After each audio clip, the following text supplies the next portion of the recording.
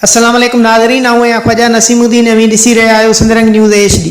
ख़बरुनि जो सिलसिलो जारी आहे। हींअर ब्रेकिंग न्यूज़ अवां सां शेयर कंदासीं पीर जो ॻोठ खां।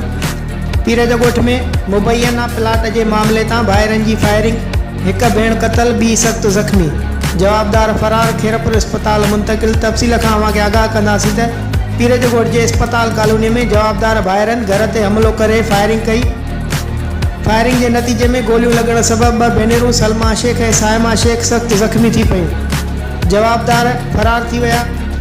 ज़ख़्मी भेनरुनि खे गणतीअ वारी हालत में खीरपुर सिविल अस्पताल मुंतकिल कयो वियो आहे, जिते ज़ख़्मनि जा सूर न सहंदे सलमा शेख दम धणी हवाले करे छॾियो आहे।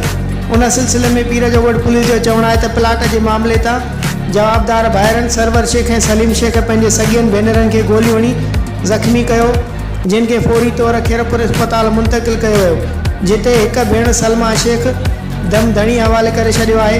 पुलिस मूजिब जवाबदारनि की गिरफ़्तारी लाइ छापा हया पिया वञनि, जॾहिं त अहिड़े वाक़े सबब इलाइक़े में खौफ़ पखिड़िजी वियो आहे। वधीक ख़बरुनि अपडेट लाइ ॾिसंदा रहो सिंधरंग न्यूज़ HD।